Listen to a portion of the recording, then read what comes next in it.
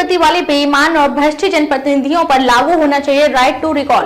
राजनीति, judicial, media और लोग मुश्किल देंगे साथ, तो ऐसे में जन आंदोलन चलाकर कानून की करनी चाहिए मांग। संपत्ति वृत्ति वाले जनप्रतिनिधियों को संपत्ति का सार्वजनिक करना चाहिए ब्यौरा। संपत्ति वृत्ति वाले नेताओं ने भ्रष्टाचार से की है कमाई या फिर बिजनेस से सार्वजनिक करे ब्यौरा। 5 साल में नैना चौटाला की संपत्ति की वृद्धि लगभग 30 करोड़ हुई, तो वहीं ज्ञानचंद गुप्ता की संपत्ति में 43 लाख की हुई वृद्धि। मैं अंजना, विश्व प्रेम न्यूज और हरियाणा न्यूज फ्लैश से। आइए एक नजर डालते हैं इस वक्त की खास खबर पर।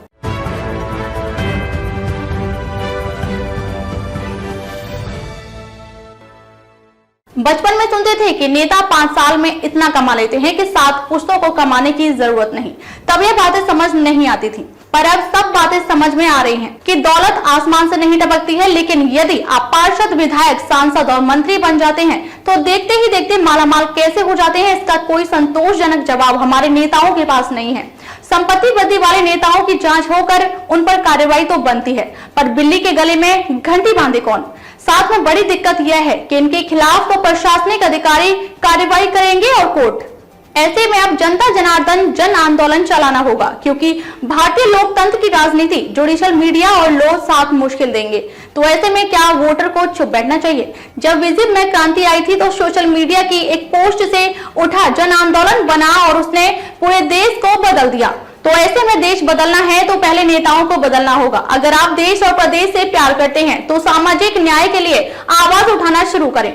हरियाणा के हर कोने से आवाज उठनी चाहिए कि जनप्रतिनिधियों की संपत्ति वृद्धि की जानकारी सार्वजनिक हो। किस तरह से बढ़ी है संपत्ति, इसका ब्यौरा देना होगा। ऐसा नहीं करने पर उस जनप्रतिनिधि के ऊपर कानूनी कार्रवाई के साथ राइट टू रिकॉल लाकर विधायक को बदल देना चाहिए।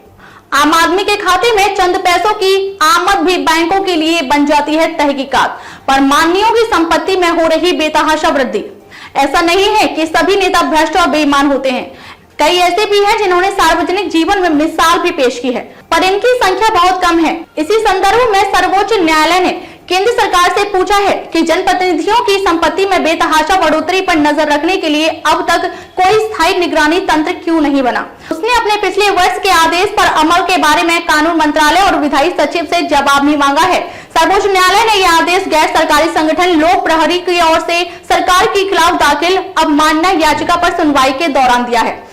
मालूम हो कि सर्वोच्च न्यायालय ने पिछले वर्ष 16 फरवरी को आदेश दिया था कि चुनाव लड़ने वाले उम्मीदवारों को नामांकन भरते समय हलफनामे में स्वयं की ही नहीं बल्कि अपने जीवन साथी और सहयोगियों की संपत्ति का स्रोत भी बताना होगा। लिस्ट में सबसे ज्यादा संपत्ति होने के मामले में नैना सिंह का नाम सामने आया है। बतौर विधायक उनकी संपत्ति में 52% का इजाफा हुआ है। साल 2014 में उनकी संपत्ति 60 करोड़ से ज्यादा थी, क्योंकि अब साल 2019 में 91 करोड़ रुपए हो गई है। नैना चौटाला के बाद बात करें, पलवल के दोबारा चुनाव लड़ने वाले पूर्व विधायक करण दलाल के पास सबसे ज्यादा करीब 32 करोड़ रुपए की चल अचल संपत्ति है, जिसमें उनकी पत्नी की संपत्ति भी शामिल है। 5 साल में उनकी संपत्ति में करीब 3 करोड़ की बढ़ोतरी हुई है।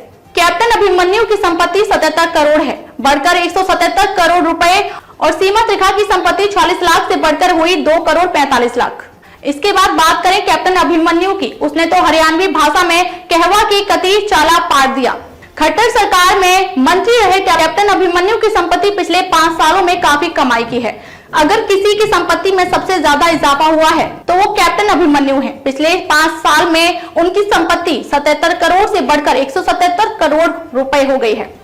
उनकी संपत्ति में पिछले 5 सालों में कुल 120% से ज्यादा का इजाफा हुआ है। इसी तरह से विधायक सीमा त्रिखा की संपत्ति 40,84,000 से बढ़कर 2 करोड़ 45 लाख पहुंच गई। रणदीप सुरजेवाला की 5 साल में 8 करोड़ बढ़ी, तो वहीं ज्ञानचंद गुप्ता की संपत्ति में इजाफा। रणदीप सुरजेवाला की 2014 में कुल संपत्ति 4 करोड़ रुपए थी, जो 2019 में बढ़कर 12 करोड़ रुपए से ज्यादा हो गई। उनकी संपत्ति में कुल 173% का इजाफा दर्ज किया गया है। पंचकूला से विधायक ज्ञानचंद गुप्ता की संपत्ति 11 करोड़ थी और 2019 के हलफनामे में 12 करोड़ हो गई है। इनकी 5 साल में 43,02,691 का इजाफा हुआ है। मूलचंद की संपत्ति 5 साल में 1 करोड़ घटी, तो वहीं ललित नागर की 1 करोड़ बढ़ी।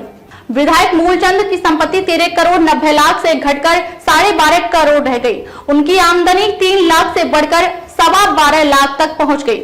होडल से विधायक उदयभान की स्थिति विधायक मूलचंद से अलग है। उनकी सालाना आमदनी करीब 50,000 रुपए तक कम हुई है, जबकि संपत्ति में 1 करोड़ से ज्यादा का इजाफा हुआ है। विधायक उदयभान के पास 5 साल पहले संपत्ति करीब 4.5 करोड़ थी, जो 5 करोड़ 72 लाख पहुंच गई। उनकी आमदनी 11 लाख से घटकर 10.5 लाख रह गई। विधायक ललित नागर के पास 5 साल पहले करीब 10 करोड़ की संपत्ति थी, जो बढ़कर करीब 11.5 करोड़ हो गई।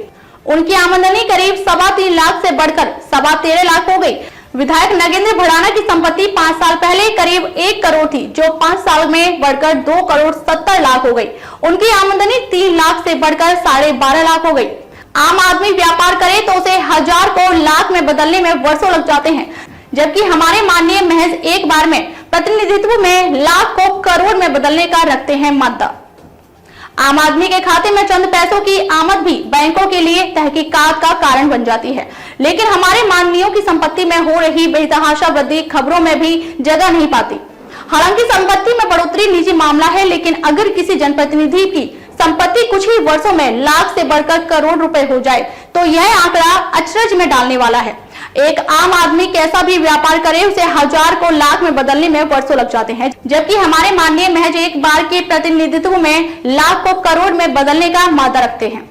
यह सब विधायकों पर लागू नहीं होता, बल्कि सांसद महोदय का भी संपत्ति बढ़ जाती है। 2014 में लोकसभा चुनाव में जो 168 सांसद दोबारा चुनकर आए, उनमें से 165 की औसत संपत्ति 12.78 करोड़ रुपए थी, जो 2009 की उनकी औसत संपत्ति से 137% ज्यादा थी। खबरों में अब तक के लिए बस इतना ही। फिर होगी आपसे मुलाकात कुछ ऐसी ही खास खबरों के साथ। तब तक के लिए नमस्कार और देखते रहिए द विश्व प्रेम न्यूज और हरियाणा न्यूज फ्लैश।